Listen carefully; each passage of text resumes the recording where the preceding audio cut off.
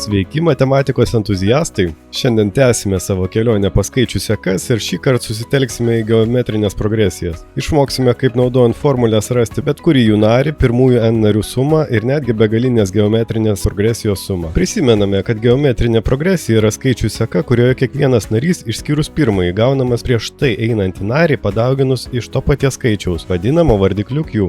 Šioje progresijoje kiekvieną sekantį narį gauname padauginę ankstesnį narį iš vardiklio. Taigi antrasis narys yra b1 kart q, trečiasis b1 kart q kvadratu ir taip toliau. Iš šio dėsningumo išplaukia bendra formulė antrajam nariui rasti. Pabandykime rasti aštuntąjį geometrinės progresijos narį, kurios pirmasis narys yra lygus 3, o vardiklis yra lygus 2.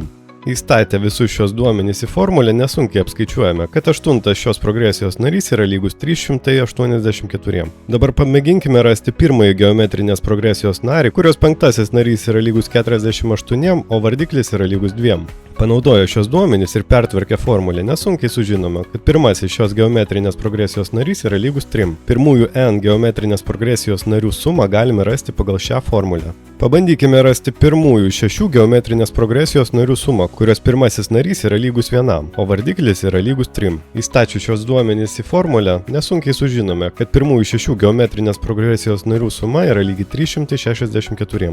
Pakalbėkime apie begalinę geometrinę progresiją. Begalinė geometrinė progresija yra tokia geometrinė progresija, kurioje narių skaičius yra begalinis. Jei geometrinės progresijos vardiklio absoliutinė vertė yra mažesnė už vienetą, tai progresija vadinama nykstančia, o jos begalinės sumos formulė yra tokia. Taip yra todėl, kad kai vardiklio absoliutinė vertė yra mažiau negu 1, q antuoju laipsniu artėja prie 0. Q antuoju laipsniu artėja prie 0, kai n artėja prie begalybės. Todėl pirmųjų n narių sumos formulė 1 minus q antuoju artėja prie vieneto. Ir lieka tik tai b1 padalintas iš 1 minus q.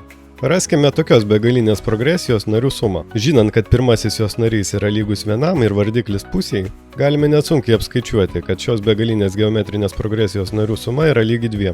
Kalbant apie begalinės geometrinės progresijas, negalima nepaminėti Kocho snaigės. Kocho snaigė tai vienas iš įspūdingiausių fraktalų, pasižymintis begaliniu sudėtingumu ir savirepeticija. Jos konstravimas remiasi paprastu principu. Pradedame nuo lygiakraščio trikampio, tada kiekvieną trikampio kraštinę padalijame į 3 dalis. Tada vidurinę dalį pakeičiame 2 tokio paties ilgio atkarpomis, sudarančiomis lygiakraštį trikampį, nukreiptą į išorę. Ir šį procesą kartuojame su kiekviena naujai gauta kraštinė be galo daug kartų. Galime pastebėti, kad kiekvienoje iteracijoje kraštinių skaičius padidėja 4 kartus, kraštinės ilgis sumažėja 3 kartus, perimetras padidėja 4/3 karto. Plotas taip pat didėja, tačiau jo augimas nėra geometrinis.